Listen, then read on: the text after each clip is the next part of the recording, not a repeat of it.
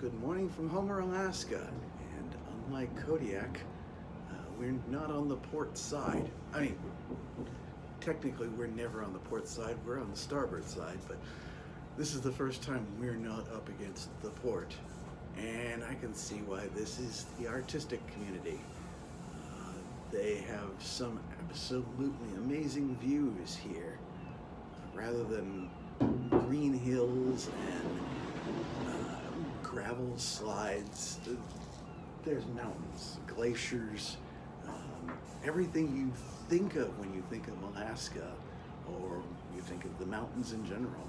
This is quite the inspiring view, and I guess this explains why they have such people here, according to local stereotype. We're gonna see what it's like. Of course, Homer has its own harbor here, which, for all I know, might be as much marina as harbor. We're at the end of the spit in Ketchimek Bay, I think it's called. And this is basically the high-end district of Homer, if you want to call it that. The actual town is about 4.5 miles down Route 1, I think it is, on the mainland over there. But right here is the touristy area. I don't know where exactly here Tom Bodett lives, but I can assure you there is no Motel 6 in Homer, which strikes me as hilarious. Then again, at this time of year, it's not like anybody has to leave the light on for you, as the sun is up until practically midnight anyway.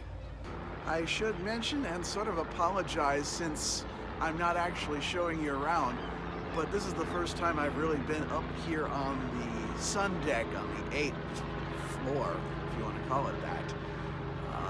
It's either been, when we've been in Japan, I've been more eager to get out on the ground, and when we've been out in the open ocean, it's been too darn cold to get up here. It has not been sunny all that much, and even today, it's pretty cloudy. I don't know.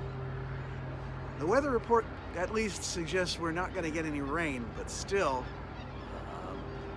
there are some spots where it looks really threatening. The fog is certainly there, but this is the day we're here, and this is the day we're given, so we're going to be wandering about, but not until just about noon. So in the meantime, I'm taking a look around, getting views of Land's End here at Homer, and finally getting something of a topside glimpse of the ship that I haven't gotten in the 2 weeks that we've been here already.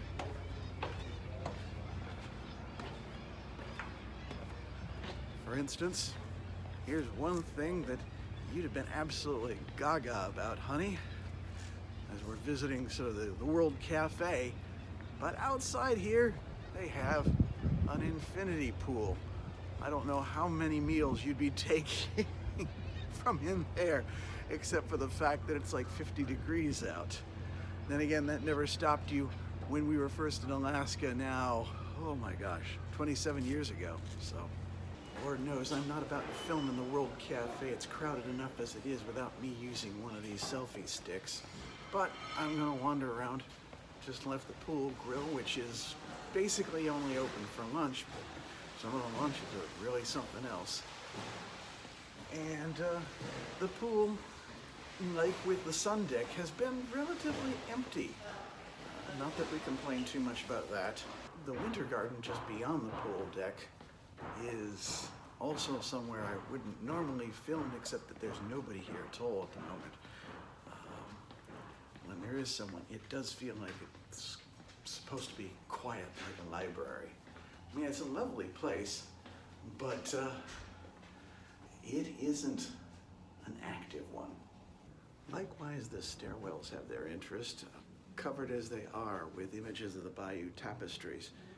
Bear in mind, both Harold Godwinson and the Norman invaders were all descended from Vikings, so it seems very appropriate, although all this Viking on Viking violence, I don't know if you should endorse that.